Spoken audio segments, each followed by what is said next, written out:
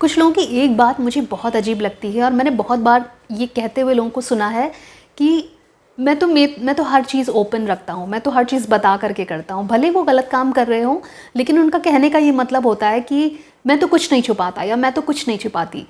और वो इस एक तथ्य पर अपनी चीटिंग को भी जस्टिफाई करते हैं। मतलब अगर वो अपने पार्टनर को चीट कर रहे हैं तो वो ये कहकर खुद को संतुष्ट करते हैं कि मैं तो सब कुछ बता के कर रहा हूँ, मेरी तो जो कुछ भी चीज़ है वो मेरे पार्टनर के सामने ओपन है, मैं तो कुछ छुपा नहीं रहा हूँ। तो क्या अगर आप छुपा करके गलत काम कर रहे हैं तो वो ज़्यादा गलत है, और बता करके आप कोई गलत काम कर रहे हैं तो वो कम गलत है? गलत काम तो गलत है। तो आज इसी पर आधारित हम एक टॉपिक लेने वाले हैं जो आजकल बड़ा ही फैशन में है और अपने आप को सो कॉल्ड मॉडर्न कहने वाले लोग इसको अप्लाई भी अपने जीवन में करने लगे हैं, और वो टर्म है ओपन मैरिज ना। जब हम ओपन मैरिज की बात करते हैं तो बहुत सारे लोगों को शायद इसका कॉन्सेप्ट क्लियर नहीं होगा, तो मैं बहुत नॉर्मल सी भाषा में आपको ये बताऊंगी कि जहाँ पर शादी नाम का एसोसिएशन होता है और वो दो लोगों के बीच में म्यूचुअल मैरिज होती है, नो डाउट लोगों को सामान्य से दिखने वाली ये मैरिज असल में एक म्यूचुअल कॉन्ट्रैक्ट होता है जब हम ओपन मैरिज की बात करते हैं। तो ओपन मैरिज सामान्य मैरिज से अलग कैसे है, पहले हम ये जानते हैं।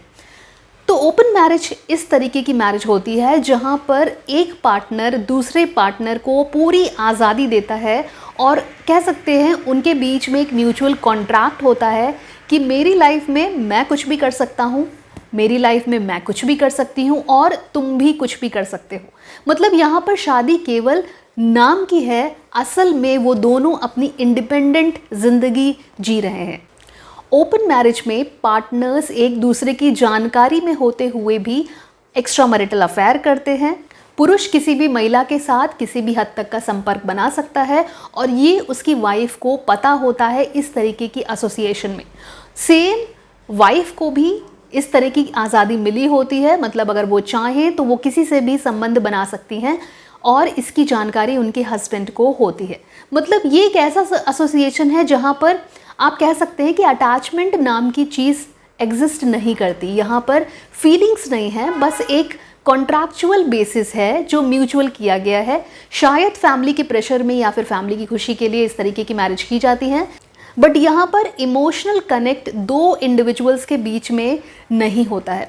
आजकल ये ओपन मैरिज का कॉन्सेप्ट बहुत ज़्यादा फैशन में इसलिए भी है क्योंकि लोग आजकल एक इंसान के साथ टिक करके रहना नहीं चाहते हैं, और चीटिंग जैसे फैक्टर को जस्टिफाई करने के लिए इस तरह का एसोसिएशन बहुत ही अच्छा माना जाता है। जो लोग इसका समर्थन करते हैं ना, बहुत से लोग ये कह सकते हैं कि क्या ये सही है, गलत है, क्या ये किसी भी तरीके का इसमें हार्म है। देखिए, कोई भी ऐसी चीज़ जो अननेचुरल है, क्या आपको लगता है कि कोई दो इंडिविजुअल एक साथ रहते हैं, वो एक तरीके की एसोसिएशन फॉर्म करते हैं जो कि फैमिली के सामने, सोसाइटी के सामने एक अलग तरीके का एक्सेप्टेंस है, बट उनकी लाइफ चल रही है बहुत ही अलग तरीके से, तो क्या ये नॉर्मल है? और जो चीज़ नॉर्मल नहीं है वो कुछ हद तक सही भी नहीं होती है, क्योंकि हम एक ऐसा काम कर रहे हैं जो एथिक्स से बहुत परे है, जो हमारे एथिकल स्ट्रक्चर में आता ही नहीं है, जो हमारे संस्कारों में है ही नहीं। जब उससे हटकर आप कोई काम करते हैं तो सही गलत का पैमाना आप खुद तय करिए कि क्या आपकी अंतरात्मा आपको वो करने की इजाज़त दे रही है। अगर आप सिर्फ एडवेंचर चाहते हैं, अगर आपका कॉन्शियस आपको अलाउ करता है तो वो आपके लिए सही हो सकता है, बट अगर आप मेरी राय माने तो इस तरीके का एसोसिएशन आपको सिर्फ और सिर्फ एक घुटन देता है। इन फ्यूचर आपको अपने आप को देखते हुए शर्मिंदगी महसूस होगी।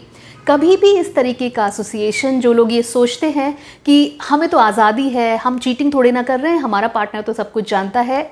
देखिए, चीटिंग इज़ अ चीटिंग। भले आपका पार्टनर वो चीज़ जानता है, बट आप चीटिंग कर रहे हैं, और ये चीटिंग उसके साथ नहीं है, ये चीटिंग आप अपने साथ भी कर रहे हैं। ये चीटिंग आप कर रहे हैं अपने व्यक्तित्व के साथ, जो आपकी इनर सोल है उसके साथ आप चीटिंग कर रहे हैं।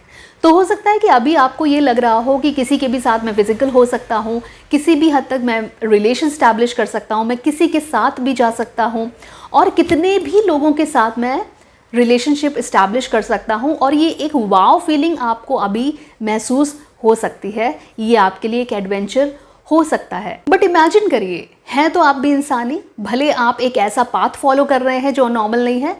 हो सकता है कि लोगों के साथ रिलेशन स्टैब्लिश करते हुए किसी एक इंसान के साथ आपको अटैचमेंट हो जाए, आप उससे प्यार कर बैठें, और इस तरीके का प्यार कि शायद आप उसके साथ हमेशा रहना चाहें।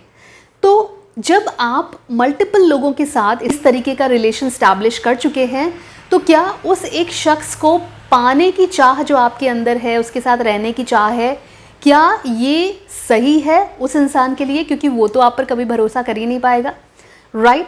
दूसरा, आप जब अपनी वाइफ से चीटिंग कर रहे हैं, भले वो ओपन मैरिज है, तो क्या आप उसके साथ वफादार रह पाएंगे?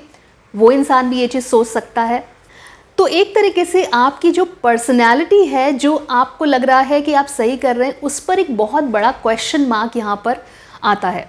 तो इन जनरल मेरे हिसाब से ओपन मैरिज और कुछ नहीं है, ये अपने दोषों को छिपाने के लिए एक घटिया सा एसोसिएशन है, जो आजकल के फैशन के दौर में जो लोग मॉडर्न बनना चाहते हैं, फैशनेबल दिखना चाहते हैं और अपने आप को जेनजी की कैटेगरी में रखते हैं, वो ये एसोसिएशन स्टैब्लिश कर रहे हैं। और जस्टिफाई वो इसको ऐसे करते हैं कि भाई हम तो कुछ गलत कर ही नहीं रहे हैं। और कुछ लोग ऐसे एक्सक्यूज़ भी देते हैं कि मेरा पार्टनर वैसे तो बहुत अच्छा है, मैं अपने पार्टनर के साथ बहुत अच्छे से रह रहा हूँ, लेकिन मेरी कुछ नीड्स हैं जो मेरा पार्टनर फुलफ़िल नहीं कर पा रहा है। कई बार वो इमोशनल नीड्स हो सकती हैं। आपका पार्टनर आपके साथ बैठ कर के बात नहीं करता, शायद आपकी लाइफ में वो लैकिंग है। शायद फिज़िकल लैकिंग हो सकती है, मतलब वो आपके साथ सेक्सुअली इन्वॉल्व नहीं हो रहा। हो सकता है वो पार्ट आपकी लाइफ में लैक कर रहा हो, आपको उसकी कमी लग रही हो। कई बार फिनेंशियल चीज़ें भी आपका पार्टनर आपको उस हद तक प्रोवाइड नहीं कर पाता जितना शायद आप एक्सपेक्ट कर रहे हैं। तो फिनेंशियल नीड भी आपको कई बार दूसरे इंसान की तरफ खींचती है और आपका रिलेशन दूसरे इंसान से इस्टेब्लिश हो जाता है। चलिए मानते हैं कि आपकी कोई नीड थी और उस नीड के चलते आप किसी और इंसान के साथ जुड़े, क्योंकि अपनी लाइफ का वो पार्ट आप फुलफ़िल करना चाहते थे। वो सेक्सुअल हो सकता है, फिनेंशियल हो सकता है, इमोशनल हो सकता है, ठीक है। बट कितने हद तक, कितने लंबे समय तक आप ये एसोसिएशन स्टैब्लिश कर पाएंगे? जब आपकी सेक्सुअल डिज़ायर्स ख़त्म हो जाएंगी तो वो एसोसिएशन ब्रेक हो जाएगा। जब आपकी फिनेंशियल डिज़ायर्स ख़त्म हो जाएंगी या कम हो जाएंगी, या उस इंसान के पास फिनेंशियल स्टेबिलिटी नहीं रहेगी, तो ये एसोसिएशन ख़त्म हो जाएगा। जब वो इंसान आपको इमोशनल सपोर्ट नहीं दे पाएगा किसी वजह से, तो ये एसोसिएशन ख़त्म हो जाएगा। मतलब कुल मिलाकर के ये जो एसोसिएशन आपने इस्टेब्लिश किया एक स्वार्थ के चलते, वो भी ख़त्म होना ही है। तो ये सही कहाँ से है? तो कुल मिलाकर ये सिर्फ एक एक्सक्यूज़ है कि मेरा पार्टनर मुझे ये नहीं देता, या मेरा पार्टनर मुझे इस तरीके से संतुष्ट नहीं कर पा रहा, इसलिए मैं किसी और की तरफ अट्रैक्ट हो रही। ये एक्सक्यूज़ेस हैं। असल में ये आपका चरित्र होता है जो आपको किसी और की तरफ खींचता है। और अगर आपका चरित्र स्ट्रांग नहीं है तो आप इस तरीके की गलतियां करने के लिए हमेशा ही तत्पर रहते हैं।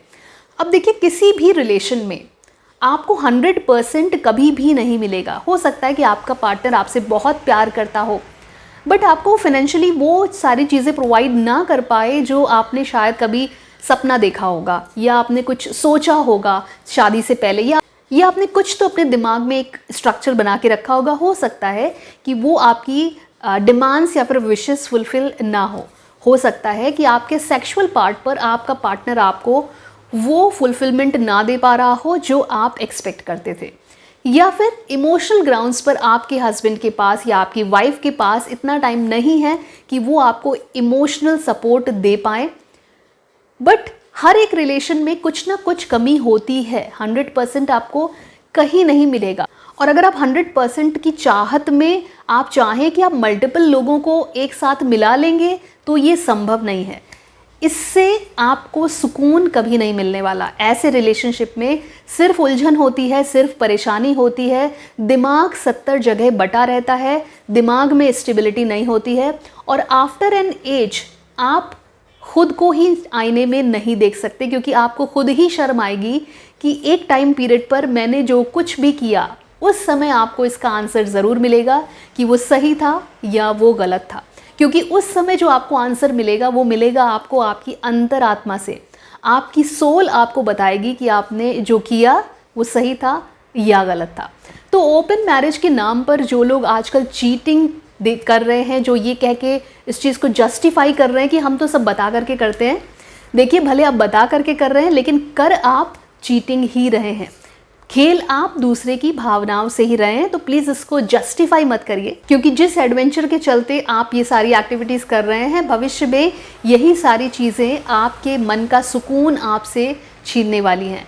क्योंकि मैरिज के नाम पर, मैरिज जो एक बहुत ही पवित्र सा संबंध होता है हमारे, स्पेशली जब हम इंडिया की बात करते हैं, तो यहाँ पर मैरिज को एक ऐसा एसोसिएशन माना जाता है जो न जाने कितने मंत्रोच्चारण से, या हमारे जो भी धर्म है अलग अलग, उसके साथ हम उसको, उस रिचुअल को परफॉर्म करते हैं। तो ये कितना पायस है।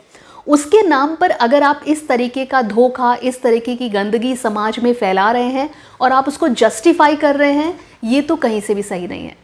इसलिए द कंक्लूजन इज, मेरे हिसाब से ओपन मैरिज का कॉन्सेप्ट जो लोग कहते हैं सही है या गलत है, तो ये और कुछ नहीं है, ये एक ऐसी गंदगी है जो समाज में नहीं होनी चाहिए। और अगर आप प्रैक्टिस भी कर रहे हैं तो एटलीस्ट आप इसको हाइड रखें, ताकि लोगों के लिए इंस्पिरेशन ना बने।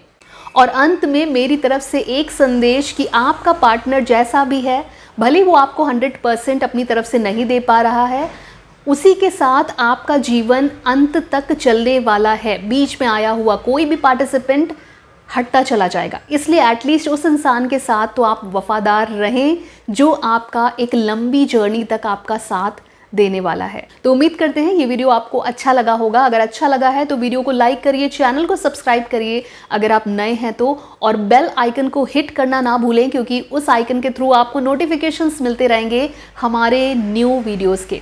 और अगर आप ऑनलाइन काउंसलिंग सेशंस अवेल करना चाहते हैं तो स्क्रीन पर दिया हुआ हमारा नंबर हमारा व्हाट्सएप का नंबर है। व्हाट्सएप के थ्रू आप अपना स्लॉट बुक कर सकते हैं और काउंसलिंग अवेल कर सकते हैं। बट इतना याद रहे, ये काउंसलिंग सेशन पेड है। तो आज के लिए इतना ही। Bye bye, take care, bye for now.